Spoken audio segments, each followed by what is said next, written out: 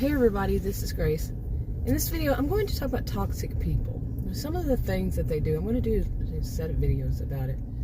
But this one, it's when that you're about to do something and you're a little bit on the excited side of, you want to go and do it. And there's somebody in your life, it could be a family member, boss, or co-worker, whomever, and they hear that you're going to go do something. And what they do is they will put their touch of misery on it. They're going to say something truly negative about it.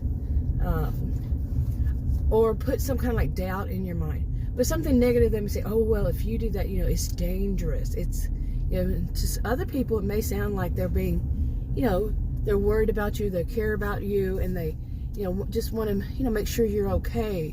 But really what they're doing is putting that touch of misery on it, making you worry, or, for some people it could cause them to worry, some not. Some can recognize a toxic person and their toxic behaviors and say no.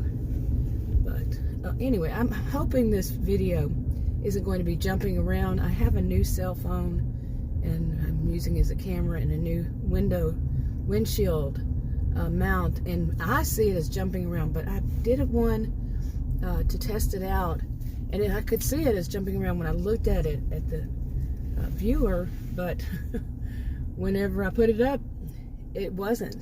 It's supposed to have the camera itself a stabilizer, the camera, so hopefully. So I just want to make that note just in case. Okay, now back to the topic. Pardon the blinker, but these are people, seriously, they live to make things miserable. That's how it can feel, that they just live for that, and they get a kick out of it. They enjoy it.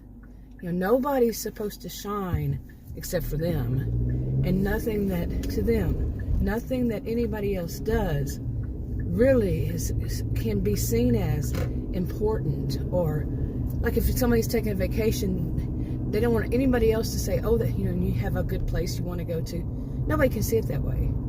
Everybody has to say, well, maybe she's a little bit stupid, or he's a little bit stupid for going there. Because after all, with this, they don't see that person as a toxic person. Has brought up, maybe one incident happened before, there, so they're going to bring that one up. They might even go research it online to see if there's anything bad about it. And then they say it, and other people start to doubt too, and maybe even you.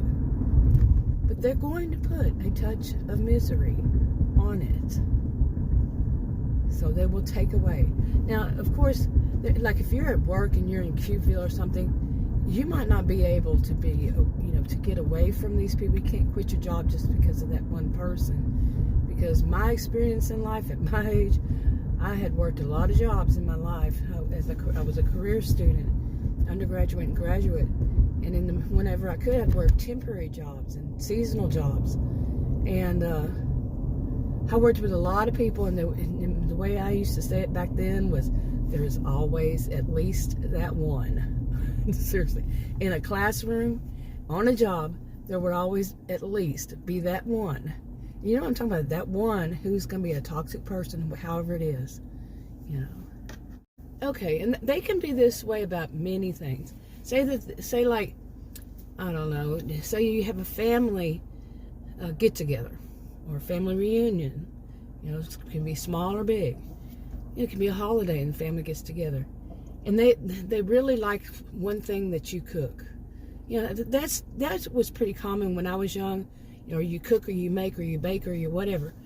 Everybody had a favorite from one person. Like your aunt or uncle or your mother, your cousin, your people age, their cousins and their families, sisters, brothers.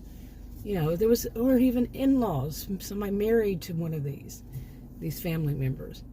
But they would make something good. I remember one of my grandmothers, she made what is it called? It was marshmallows and like fruits and marshmallows. What is that called? Now, I wasn't a fan of it, but I never said anything. But I didn't like it. But other people did. My mom, she made what was called dirty rice. Okay, and everybody loved her dirty rice. And so there were favorites. Now, a toxic person would see that these other people, I call them kind of histrionic, they have to be center of attention. Some would call them narcissistic.